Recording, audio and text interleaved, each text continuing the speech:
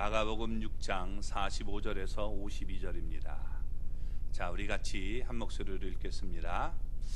예수께서 즉시 제자들을 재촉하사 자기가 무리를 보내는 동안에 배 타고 앞서 건너편 벳사다로 가게 하시고 무리를 작별하신 후에 기도하러 산으로 가시니라. 저물매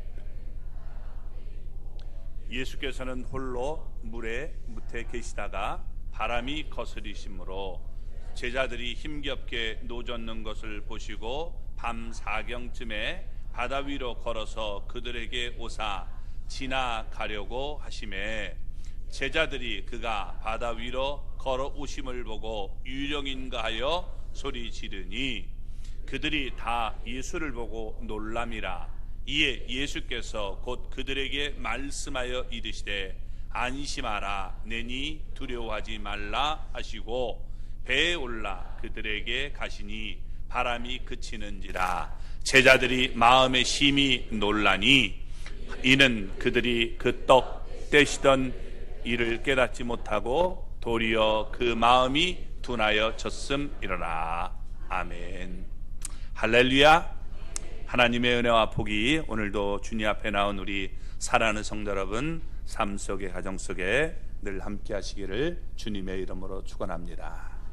주님은 우리를 웃게 하시는 분입니다. 그래서 우리 오늘 옆에 분 보고 우리 마음껏 웃어주면 좋겠습니다. 비웃지 마시고 기분 좋게 여러분 웃으시기 바랍니다. 하하하하. 한번 웃으시기 바랍니다. 웃으면 복이 있습니다. 아직 굳어져서 이렇게 웃지 못하는 분이 있는데 한번 서로 웃어보세요.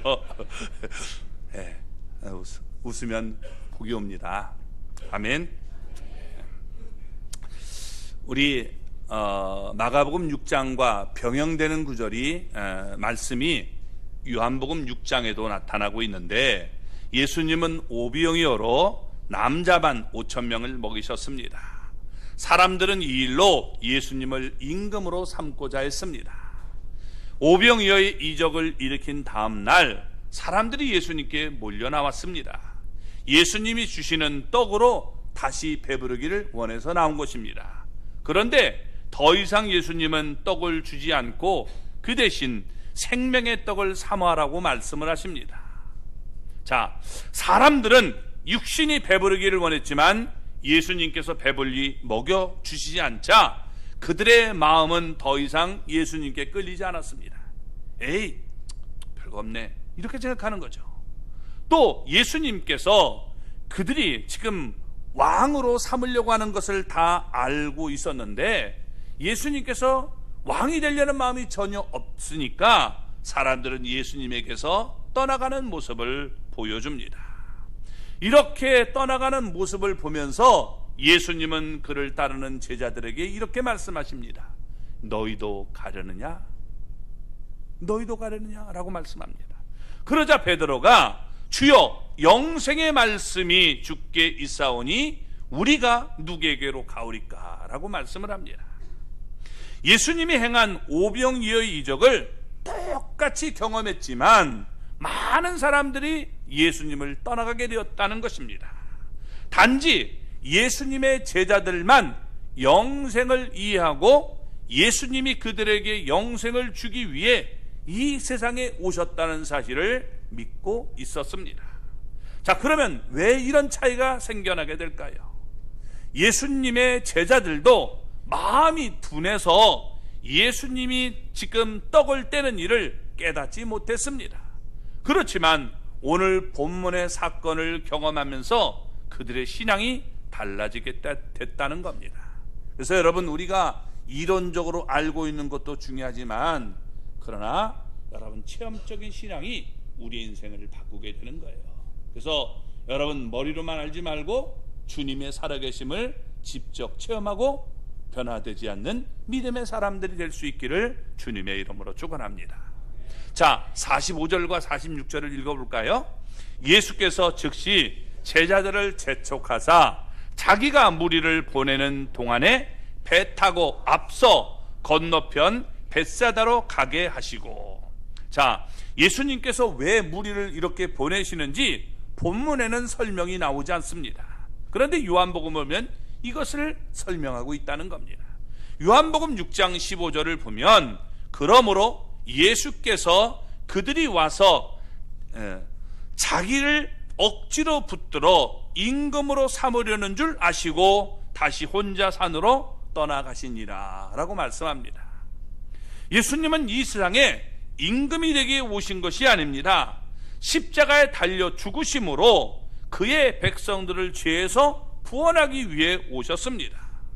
그런데 마귀는 계속해서 예수님이 십자가를 지지 못하도록 막았던 것입니다. 이때도 마귀는 무리들을 이용해서 예수님이 십자가를 지지 못하게 막으려고 하자 무리를 해산시켜서 마귀의 시험을 물리치시는 모습을 보여주고 있는 것입니다. 예수님은 즉시 제자들을 재촉했다는 겁니다. 그리고 배를 타고 앞서 있는 건너편 벳세다로 가게 하셨습니다. 예수님은 제자들이 전도 여행을 하고 돌아왔을 때 제자들이 무리를 떠나서 한적한 곳으로 향하게 했습니다. 배를 타고 갔는데 요단강 어기 동편에 위치한 벳세다로 가게 했습니다. 요단강이 이렇게 흐르면 동편 이쪽입니다. 그런데 이곳은 여러분 헤롯 빌립이 로마 황제 아구스토의 딸 율리아스를 기념해서 만들었기 때문에 이곳을 벳세다 율리아스라고 보통 부릅니다. 그러니까 이게 오늘 본문을 보면 벳세다로 또 가겠다는 거예요. 벳세다에 있는데 벳세다로 가겠다. 이게 무슨 말이야? 이렇게 생각하지만 여러분 우리 이름이 같은 거예요. 그래서 우리도 여러분 동네 이름이 똑같은 게 있잖아요. 광주가 어디예요? 예, 전라도 광주 생각하는 사람이지만 우리 서울 쪽에 사는 사람은 어떻게 돼요? 경기도 광주를 생각할 수 있죠. 그러니까 이렇게 우리가 생각할 수 있는 거예요. 이것처럼 이름이 여러분 똑같은 겁니다. 그래서 동편 벳세다 그리고 이 건너편 서편에 있는 벳세다 다르다는 거예요. 그래서 잘 여러분 우리가 보시면 되겠습니다. 즉시 지금 보냈다는 거예요. 그만큼 상이 급하게 보내셨습니다. 그리고 재촉했다라고 말씀합니다. 이 말은 강제로 지금 떠나게 만드셨다는 거예요. 제자들이 그곳에 머무르지 않도록 만드시는 모습을 보여줍니다. 제자들은 모든 것을 버리고 예수님을 따랐습니다. 속히 주님의 나라가 임하기만 바랬습니다. 자, 제자들의 입장에서 보니까 분위기가 익어가는 것 같아요. 사람들이 예수님을 억지로 붙들어서 임금으로 세우려고 하기 때문입니다. 야, 때는 왔다 이렇게 생각할 수 있죠. 그런데 그것은 하나님의 뜻이 아니었습니다. 하나님의 뜻은 예수님이 십자가를 지고 죽으시는 것입니다. 따라서 예수님은 제자들이 나쁜 영향을 받지 않도록 무리로부터 떼어놓는 작업을 하고 있는 것입니다. 예수님이 무리를 다 해산시키는 동안 제자들은 이제 바다로 내려가서 자신이 타고 왔던 배에 올라탔습니다. 예수님의 말씀에 그대로 순종했습니다. 예수님에게 어찌하여 우리가 가야 됩니까? 라고 묻지도 않았고 우리 할 수 없습니다 라고 말하지도 않았습니다. 예수님께서 말씀하시면 그저 예 하고 순종했다는 것입니다. 이것이 참 제자의 모습이고 이것이 언제나 우리의 자세가 되어야 되는 것입니다. 예수님은 제자들을 위해서 기도했을 것입니다. 제자들이 사람들에게 나쁜 영향을 받지 않고 하나님만 바라보고 살도록 기도했던 것입니다. 왜냐하면 제자들의 믿음이 이 기도를 통해서 예수님의 기도를 통해서 더욱더 깊어지고 있기 때문입니다. 그 다음 날 여러분 많은 사람들이 예수님 곁을 떠나게 됩니다. 그러나 제자들은 영생의 말씀이 예수님께 있음을 깨닫고 예수님에 대한 그들의 믿음을 확실하게 고백할 수 있었던 것입니다. 대제사장인 예수님은 나의 연약함을 알고 동정하신다는 사실을 깨닫기 바랍니다. 그래서 로마서 여러분 8장 34절을 보면 이렇게 말합니다. 이는 그리스도 예수시니 그는 하나님 우편에 계신 자여 우리를 위하여 간구하시는 자신이라 라고 말씀합니다. 예수님은 하나님의 우편에 계셔서 지금도 나를 위해서 간구하고 계신다라고 말씀하고 있는 겁니다. 무거운 짐을 지고 애타게 여러분 내가 정말 힘들어 견딜 수 없는 삶을 살고 있다면 지금도 나를 위해서 기도하시는 예수님을 바라보고 힘을 얻기 바랍니다. 세상을 이길 수 있는 힘이 여기서 오게 되는 것입니다. 아울러 예수님은 우리를 고아처럼 내버려 두지 않고 친히 나를 찾아오시는 모습을 보여주고 있는 겁니다. 예수님은 제자들을 지금 보내시고 산으로 올라가서 기도하셨습니다. 그러므로 우리도 여러분 바쁠수록 우리 성도는 분주할수록 하나님 앞에 나아가 기도에 힘을 써야 되는 것입니다. 이 땅에서 맡은 일을 위해 최선을 다해야 되지만 이를 위해서 먼저 하나님 앞에 엎드리는 모습을 보여야 되는 것입니다. 주님의 음성을 듣고 하나님의 능력을 힘있는 시간을 가져야 된다는 겁니다.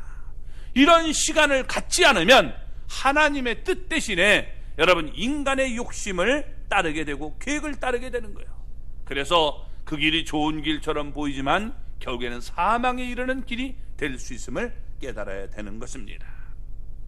자, 47절과 48절 말씀을 볼까요? 저물매 배는 바다 가운데 있고 예수께서는 홀로 무태 계시다가 바람이 거스림으로 제자들이 힘겹게 노젓는 것을 보시고 밤 4경쯤에 바다 위로 걸어서 그들에게 오사 지나가려고 하시매.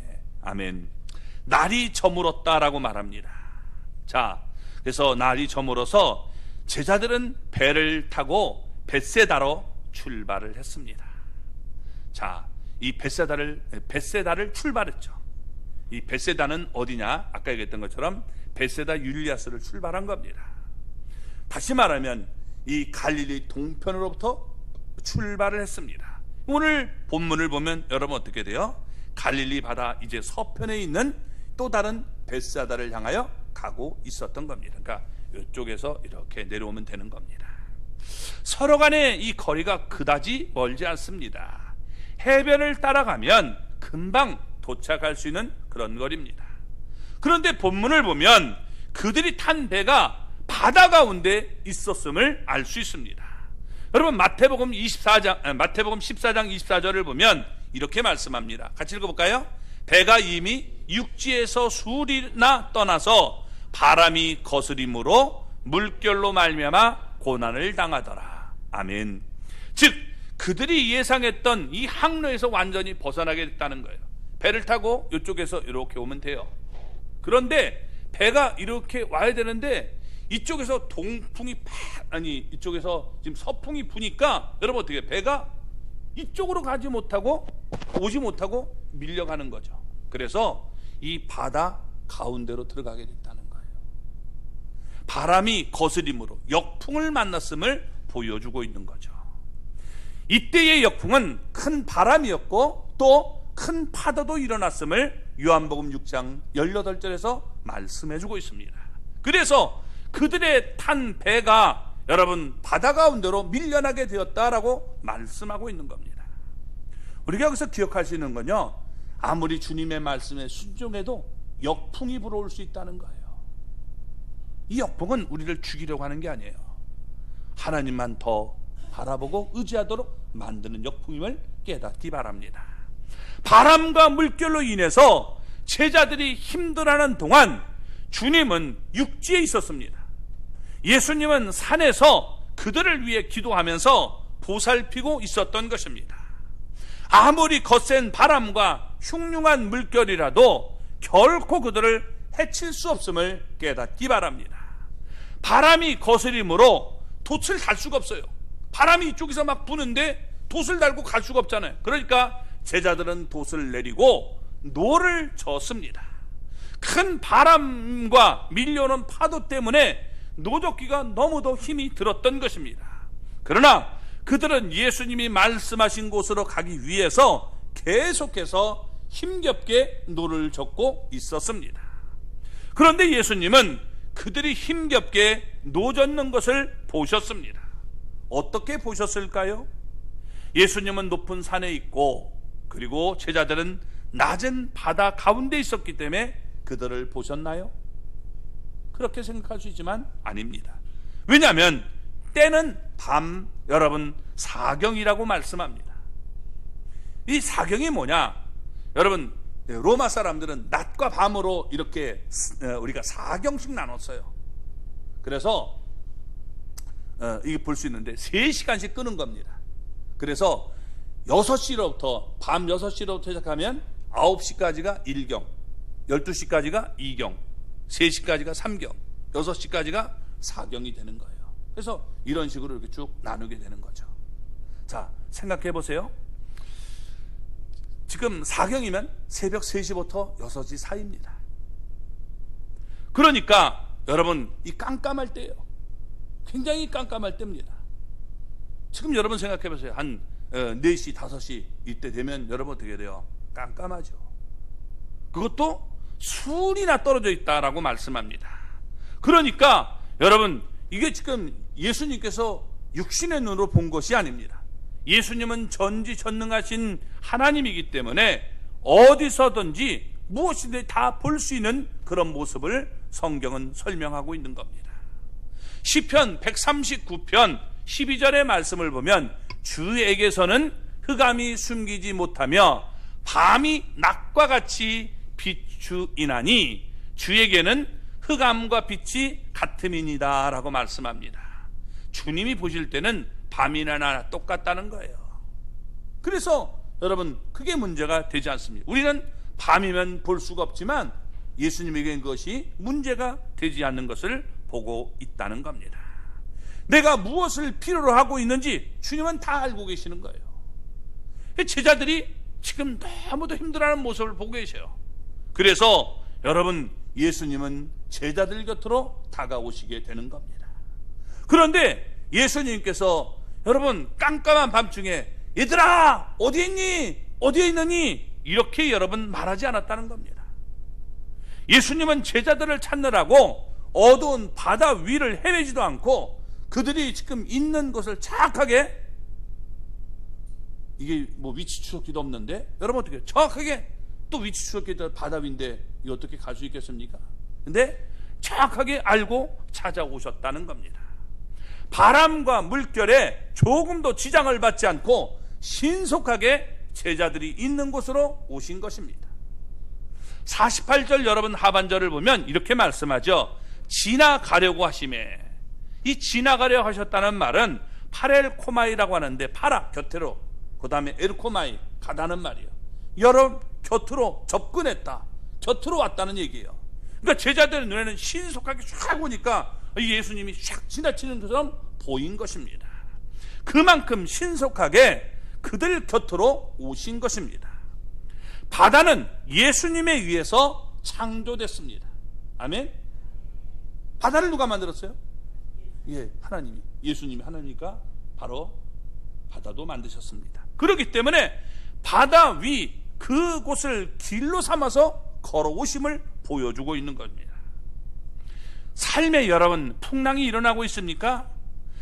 예수님은 나의 이 어려움을 다 보고 계신다는 사실을 믿으시기 바랍니다. 예수님은 보고 계시는 것만 아니라 나를 위해 기도하고 계셔요. 뿐만 아니라 내가 힘들어할 때 내가 있는 곳으로 정확하게 신속하게 나를 찾아오시고 있다는 사실입니다. 그리고 나를 풍랑 가운데서 구원하시는 모습을 볼 수 있는 것입니다. 어려움에 처한 성도를 외면하지 않는다는 사실을 깨닫고 여러분, 주님을 우리가 찾는 하나님의 사람들이 되시기 바랍니다. 49절의 말씀을 보겠습니다. 제자들이 그가 바다 위로 걸어오심을 보고 유령인가 하여 소리 지르니. 지금까지 제자들은 예수님이 바다 위를 걸어 다니시는 모습을 단 한 번도 본 적이 없습니다. 따라서 지금 예수님이 지금 바다 위를 걸어서 자기에게 찾아오리라고 예상했겠어요? 예상하지 못한 겁니다. 사람은 바다 위를 걸을 수가 없죠. 어떻게 물 위를 걸을 수 있습니까? 몸무게 때문에 푹 빠질 수밖에 없는 겁니다. 따라서 생각하기를 이건 몸이 아니라 유령이다. 그래서 유령이를 지금 이 어떤 유령이 바다 위를 걸어서 자기에게로 찾아오고 있다라고 여기고 놀라서 소리를 질렀던 것입니다. 마태복음 여러분 14장 26절을 보면 이렇게 말합니다. 제자들이 그가 바다 위로 걸어오심을 보고 놀라 무서워하여 소리 지르거늘. 여기 무서워했다 하는 말을 여기 얘기하고 있습니다. 이 무서워했다는 말은 여러분 이게 완전히 정신이 나가서 소리 질렀다는 거예요. 두려움 속에서 소리 지르는 모습을 보여주고 있는 겁니다. 유령이 이제 우리에게 다가오니까 우리는 이제 다 꼴가락 하겠구나 이렇게 생각하고 여러분 어떻게 두려워서 소리를 지른 겁니다. 유령이다 이렇게 얘기했을지 모르겠죠. 다 이렇게 떨고 있는 겁니다. 그런데 50절 말씀을 볼까요? 그들이 다 예수를 보고 놀람이라. 이에 예수께서 곧 그들에게 말씀하여 이르시되 안심하라 내니 두려워하지 말라 하시고. 아멘. 12 제자들은 예수님이 바다 위로 걸어오시는 것을 보았지만 단 한 사람도 예수님인 줄 알아보지 못했어요. 깜깜한 밤에 샥 하고 나타나니까 여러분 너무나 두려웠던 겁니다. 그래서 모두 다 유령이다 라고 하면서 여러분 소리를 질렀던 겁니다. 무서움 속에서 소리를 지른 거죠. 그런데 그들의 여러분 이 무서움, 두려움은 오래가지 않았습니다. 곧 예수님이 그들에게 말씀하셨기 때문에 그렇습니다. 그들은 어둠 때문에 예수님의 모습을 제대로 분간할 수 없었습니다. 그러나 바람을 타고 들려오는 예수님의 음성은 분명히 분간할 수 있었던 것입니다. 뭐라고 말씀하십니까? 제가 예수님이라면 제가 이렇게 하는 거예요. 안심하라 내니 두려워하지 말라. 이렇게 부드럽고 여러분 큰 목소리로, 그죠? 이렇게 얘기했을 것 같아요. 그들이 예수님의 말씀을 들었을 때 얼마나 큰 위로가 됐겠습니까? 풍랑으로 인해 겪어야 했던 육체적인 고통도 유령이라고 여기면서 이 정말 떨고 있는 심적 고통도 순식간에 녹았을 것입니다. 지금 우리 인생의 여러분 풍랑 가운데서 고통을 당하고 있습니까? 그렇다면 여러분 주님의 음성을 들으시기 바랍니다. 주님의 음성을 듣고 힘을 얻어야 되는 거예요. 히브리서 13장 5절을 보면 이렇게 말씀합니다. 내가 결코 너희를 버리지 아니하고 너희를 떠나지 아니하리라 하셨느니라. 아멘. 아멘. 여러분 주님은 결코 우리를 떠나지 않아요. 결코 우리를 버리지 않아요. 아멘. 그래서 여러분 용기와 힘을 얻는 하나님의 사람이 될 수 있기를 바랍니다. 예수님은 여러분 결코 나를 떠나지도 버리지도 않는다는 사실입니다. 신속하게 나를 찾아와서 안심하니 내니 두려워 말라라고 말씀하고 계시는 겁니다. 그래서 나를 향한 예수님의 음성을 우리가 들을 수 있기를 바랍니다. 그런데 여러분 우리 오늘 본문에 나오지 않지만 마태복음 여러분 14장 28절에서 30절에는 아주 재미난 얘기를 여러분 기록해 놓고 있습니다. 한번 우리 볼까요? 베드로가 대답하여 이르되 주여 만일 주님이시거든 나를 명하사 물 위로 오라 하소서 하니 오라 하시니 베드로가 배에서 내려 물 위로 걸어서 예수께로 가되 바람을 보고 무서워 빠져가는지라 소리 질러 이르되 주여 나를 구원하소서 하니. 아멘. 여러분 지금 이렇게 얘기하고 있는 거예요. 뭐예요? 베드로가 주님을 부르고 만일 주님이시면 나를 명하사 물 위로 오라고 하십시오. 그러니까 예수님이 와라 라고 하니까 베드로가 배에서 내려 물 위로 걸어서 예수님께로 가는데 이 여러분 어떻게 돼요? 바람과 풍랑이 일어나니까 그걸 보고 놀라서 여러분 두려워 바다에 빠지게 되었다라고 말씀해 주고 있는 겁니다. 그러니까 여러분 우리가 인생을 살아가면서 초점을 어디다 둬야 되느냐 이걸 기억하시기 바랍니다. 풍랑에다 초점을 맞추면 우리가 용기를 잃어요. 세상 속에서 지치고 쓰러질 수밖에 없는 거예요. 사람을 봐도 그래요. 이 사람 봐도 실망할 수 있고 저 사람 봐도 실망할 수 있는 거예요. 환란의 바람이 불을 때 그 환란을 자꾸 묵상하면 여러분 우리가 벗어날 수가 없는 거예요. 어떻게 벗어날 수 있느냐? 환란 너머의 역사하시는 하나님을 바라봐야 되는 거예요. 성경은 여러분 환란을 깊이 묵상하라는 구절이 하나도 없어요. 그럴 때 주야로 말씀을, 하나님의 말씀을 묵상하라는 거예요. 말씀을 붙들면 우리가 여러분 사는데, 주님을 바라보면 얼마든지 이길 수 있는데 환경을 바라보면 두려움 속에서 빠져들 수밖에 없는 거예요. 그래서 우리는 여러분 환경을 바라보지 않기를 주님의 이름으로 축원합니다. 여러분 그러면 바다에 빠지게 되는 거예요. 예수님에게 초점을 맞추고 예수님을 바라보고 힘있게 전진해야 되는 겁니다. 그러면 우리가 여러분 풍랑이는 바다 위를 여러분 걸어갈 수 있게 되는 것입니다. 언제나 예수님의 손을 붙들고 바다 위로 걸을 수 있는 주님의 사람들이 될 수 있기를 주님의 이름으로 축원합니다. 51절 말씀을 보겠습니다. 배에 올라 그들에게 가시니 바람이 그치는지라 제자들이 마음에 심히 놀라니. 아멘.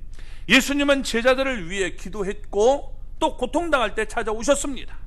예수님께서 배에 오르자 오늘 여기 보면 바람이 그쳤다라고 말씀합니다. 그러니까 이적으로 여러분 예수님은 그들을 구원하신 것입니다. 인생의 풍랑을 잠잠하게 하시는 분이 바로 예수님 뿐임을 보여주고 있는 거예요. 본문에는 여러 가지 지금 이적들이 이게 나타나고 있는 겁니다. 예수님께서 힘겹게 노를 젓고 있는 제자들을 보신 것도 이적이고, 또 예수님이 바다 위를 걸어서 오신 것도 이적입니다. 또 정확하게 신속하게 제자들이 있는 곳으로 오신 것도 이적이고, 또 예수님이 배에 오르자 바람이 그친 것도 모두 다 이적입니다. 이런 이적이 지금 계속 나타나고 있는 거예요. 요한복음 6장 21절을 보면 이렇게 말씀합니다. 이에 기뻐서 배로 영접하니 배는 곧 그들이 가려던 땅에 이르렀더라. 아멘. 예수님이 배에 오르자 그들의 탄 배가 그들의 목적지에 이르렀다라고 말씀합니다. 육지에서 술이나 떨어졌다고 했는데 배가 순식간에 여러분 육지로 지금 이동하게 된 것입니다. 이것 또한 역시 이적입니다. 예수님은 영원하신 분이고 전지전능하신 하나님이심을 우리 성경에 기록해 놓고 있는 겁니다. 시간과 공간의 지배를 받지 않고 여러분 하나님의 능력으로 이런 이적들을 행하셨음을 본문에 기록하고 있는 겁니다. 자, 그러면 예수님이 행한 이적들을 보면서 제자들은 그동안 어떤 반응을 보였습니까? 51절 하반절을 보면 이렇게 말합니다. 제자들은 마음이 심히 놀라니라고 말씀했습니다. 예수님이 바다 위로 걸어오시는 모습을 보고 유령인 줄 알고 놀랐습니다. 물론 그때의 두려움은 이게 지금 여기 놀랐다는 말은 부정적으로 놀랐다는 말이에요. 부정적으로.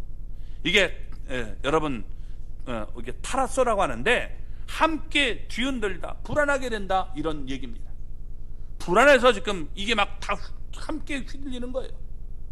그런데 여기 지금 51절에서 이제 주님께서 모든 걸 다 잠잠하게 만드셨을 때 제자들이 그걸 보고 놀랐단 말이에요. 이때 놀랐다는 말은 이 엑시스템이라고 되어 있는데, 이 말은 에크 하는 말은 밖으로 하는 말이고 그 다음에 시스템이 하는 말은 섰다는 말이에요. 밖에 나와서 나를 세우는 거예요. 정신이 내가 나갔지만 어떻게 돼요? 이게 여러분 완전히 나를 붙들고 세우는 모습을 보여줍니다. 무슨 얘기냐? 예수님을 이제 경외하심을 느끼면서 긍정적으로 놀랐다는 거예요. 아, 이분은 정말 우리가 알고 있는 그분이 아니구나. 그냥 우리가 얘기하는 어떤 무슨 선생님처럼 좋은 얘기만 하는 분이 아니라 진짜 살아계신 하나님이구나 하는 것을 그들이 경험하게 됐다는 거예요. 그래서 지금 여기 놀랍게 경외심을 가지고 놀라는 모습을 보여주고 있는 겁니다. 그래서 마태복음 여러분 14장 33절을 보면 이렇게 말합니다. 배에 있는 사람들이 예수께 절하며 이르되 진실로 하나님의 아들이로소이다 하더라. 아멘. 무슨 얘기입니까? 이때 처음으로 예수님을 하나님의 아들입니다라고 고백합니다. 이때가 처음 여러분 하나님의 아들이라고 고백하는 장면이 나오는 거예요. 그리고 하나님을 믿고 그들은 절했다, 경배했다는 겁니다. 이제 진짜 저분이 하나님의 아들이구나, 그냥 얘기했던 그냥 하나님의 아들인 게 아니라 정말 이 우주 만물을 창조하시고 다스려주는 그런 능력의 주님이시구나 하는 것을 그들이 여러분 믿고 경배하게 되었다라고 말하고 있는 겁니다. 이게 바로 여러분 우리가 머리로만 알고 있는 신앙과 내가 체험해서 느끼는 신앙이 다른 거예요. 여러분 주님의 살아계심을 체험할 수 있는 그런 하나님의 사람이 되기를 바랍니다. 내가 삶 속에 어려움에 있는 것은요, 나를 죽이려고 하나님이 그걸로 몰아넣는 게 아니에요. 하나님의 살아계심을 너도 맛보알라는 거예요. 그래서 우리가 하나님 앞에 더욱더 엎드리고 경배하는 모습을 가질 수 있기를 바랍니다. 아멘. 여러분 그런 사람은 흔들리지 않는 거예요. 주님을 위해서 내 목숨을 걸을 수 있는 거예요. 이런 모습을 지금 보여주고 있는 겁니다. 자, 그런데 52절 말씀 볼까요? 이는 그들이 그 떡 떼시던 일을 깨닫지 못하고 도리어 그 마음이 둔하여졌음이더라. 아멘. 자, 지금까지 제자들은 예수님의 이적을 수없이 많이 경험했습니다. 예수님이 귀신을 쫓아냈죠. 병든 자를 고쳤습니다. 죽은 자도 살렸습니다. 풍랑도 잔잔하게 만들었습니다. 오늘 본문 직전에 보면 예수님은 오병이어로 여러분 남자만 5,000명을 먹이는 놀라운 역사를 보였습니다. 그것도 12광주에 남았잖아요. 그럼에도 불구하고 어떤 위태로운 일이 생기면 또다시 두려움 속에 빠지는 거예요. 여태까지 경험한 건 다 생각 안 나는 거예요. 그 이유가 무엇입니까?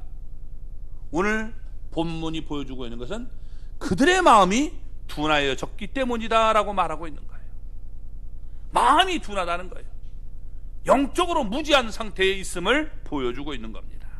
예수님이 행한 많은 이적의 의미를 지금 무엇인지 깨닫지 못하고 있다는 것입니다. 그래서 그들은 여태껏 예수님에게 신앙을 공적으로 고백하지 못하고 있었던 것입니다. 그런데 이제 비로소 그들은 신앙을 분명히 예수님께 고백하고 경배하는 모습을 보여주고 있는 것입니다.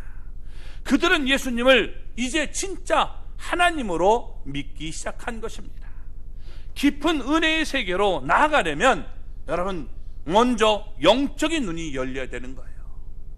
영적인 눈이 닫혀 있으면 하나님이 아무리 여러분 내 곁에 있어도 경험하지 못하고 깨닫지 못하게 되는 거예요. 무엇이 그들을 달라지게 만들었습니까? 오늘 본문에서 그 모습을 보여주고 있는가? 제자들이 어떻게 변화됐는가? 예수님이 먼저 그들을 위해서 기도해 주셨다는 거예요. 뭘 위해 기도했을까요? 그들의 이 닫힌 눈이 열리도록 기도를 해 줬을 거예요. 둔한 마음이 열리도록 기도를 해 줬던 겁니다. 그래서 예수님이 행한 이적을 보면서 예수님이 누구인지를 그들이 깨닫도록 기도하셨던 것입니다. 그 결과 그들의 둔한 마음이 열리게 되었다라고 말씀해 주고 있는 겁니다. 여러분 우리도 답답하지만 우리 가족들 가운데 그렇게 예수님에 대한 얘기를 해도 왜 예수님을 믿지 못하고 있을까요? 마음이 둔하기 때문에 영적으로 깨닫지 못하고 있는 거예요. 답답하죠. 왜 그럴까?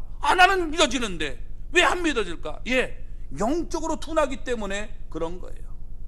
그래서 하나님을 믿는 것 같다가 조금 있으면 또 이게 불안해지고 또 불안해지고, 영적으로 여러분 이 눈이 열릴 수 있는 은혜가 있기를 바랍니다. 그 일을 위해서 우리는 여러분 먼저 믿은 사람이 나중에 믿는 사람들을 위해서 희생하고 기도해야 되는 거예요. 하나님 저들의 눈을 열어주십시오. 저들도 똑같이 볼 수 있도록 은혜를 베풀어 주십시오 라고 기도해야 되는 거예요. 저도 옛날에는 몰랐어요. 그러나 저희 어머니가 저를 위해서 기도해 줬어요. 그리고 제가 예수님을 믿게 됐어요. 또 제가 믿었기 때문에 저희 형제들, 친척들을 위해서 기도했고 우리 친척들도 한 사람 한 사람 돌아오는 역사가 있게 된 거예요. 그래서 여러분, 우리가 다른 사람을 위해서 기도하는 중보기도가 필요한 거예요. 왜 중보기도 합니까? 시간이 남아서? 아니에요. 여러분, 그들의 눈을 열어달라고 우리는 기도해야 되는 겁니다. 그때 눈이 열려야 우리가 제대로 바라보고 제대로 믿을 수 있는 모습을 보여주고 있는 거예요. 그래서 여러분, 우리가 이렇게 기도하는 하나님의 사람이 되기를 바랍니다. 우리 가족 가운데 구원받기를 원하는 사람이 있다면 여러분, 기도의 자리로 나와서 기도해야 되는 거예요. 우리 기도할 때는 크게 보면 두 가지가 있어요. 하나는 기도는 대화잖아요. 대화인데 보세요. 기도는 대화인데 우리가 대화를 사랑의 관계에 있을 때는 어떻게 돼요? 어떻게 해요? 사랑할 때 크게 떠들어요? 아니면 조용조용히 해요? 조용조용히 하는 거예요. 그죠? 그래서 우리가 기도는 두 가지를 다 할 줄 알아야 돼요. 우리가 주님과 사귀고 교통할 때는 조곤조곤 하는 거예요. 주님 사랑해요. 나도 널 사랑한다. 이러면서 하는 거예요. 두 번째, 다급할 때는 어떻게 돼요? 예? 다급할 때는 어떻게 돼요? 소리 질러야 돼요. 강도가 여러분 이게 나타나가지고 죽이려고 할 때 어떻게 돼요? 소리를 꽉 질러야 되는 거예요. 그러면 어떻게 돼요? 우리 아는 목사님 딸이 태권도 3단인가 그런데 뭐냐면 이제 새벽기도 끝나고 가는데 바바리맨이 딱 해가지고 이렇게 하더래요. 소리를 탁 질렀더니 그냥 도망가더래요. 그냥 한번 날리려다가 말았대요. 여러분, 소리 질러서 그건 쫓아버려야 되는 거예요. 우리가 하나님 앞에 기도할 때, 영적인 우리가 싸움을 할 때는 여러분 소리를 지르며 나가는 겁니다. 그래서 우리가 금요 기도할 때는 여러분 어떻게 돼요? 영적 전쟁을 하기 때문에 우리가 통성으로 기도하는 거예요. 그렇죠? 그래서 두 가지를 여러분 다 할 수 있는 그런 모습이 되기를 바랍니다. 하나만 하면 안 돼요. 그건 우리가 50점짜리가 되는 거예요. 다 두 개를 할 수 있어야 돼요. 깊은 교제 속에 있을 때는 떠들며 하는 게 아니에요. 내가 널 사랑한다고 그랬잖아. 이건 여러분 스토커나 하는 얘기지 그거 아니에요. 그죠? 사랑해. 그래서 조용조용히 해야 하는 거예요. 그러나 영적 싸움이 있을 때는 여러분 우리가 크게 소리 지르고 나간다는 사실을 기억하시기 바랍니다. 제자들도 지금 어떻게 돼요? 두려우니까 유령이 나면 소리쳤다라고 얘기하잖아요. 그래서 이런 모습을 우리가 가질 수 있기를 바랍니다. 그들은 신앙이 지금 체험적인 신앙이 됐습니다. 따라서 그들은 더 이상 풍랑을 두려워할 이유가 없었던 것입니다. 예수님이 우리를 보살피고 있다는 사실을 분명히 깨달았기 때문입니다. 바로 이 깨달음이 그들을 나아지게 만들었던 것입니다. 이 깨달음이 그들을 남들과 다르게 만들었던 것입니다. 그래서 사람들은 다 떠나갔지만 여러분 이런 체험을 한 다음에 제자들은 떠나가지 않고 주님 앞에 머물러 있었음을 보여주고 있는 겁니다. 풍랑은 누구에게나 다 있습니다. 그러나 여러분 예수님이 나를 위해 기도하고 계시고 또 나를 찾아와 나를 구원하신다는 사실을 여러분 알고 믿으시기 바랍니다. 예수님이 나를 살펴보고 계시기 때문에 내 마음도 평안할 수 있는 것입니다. 날마다 우리는 예수님을 바라보고 예수님의 손을 붙들고 우리가 담대하게 바다 위를 걸어갈 수 있는 믿음의 사람들이 되기를 주님의 이름으로 축원합니다.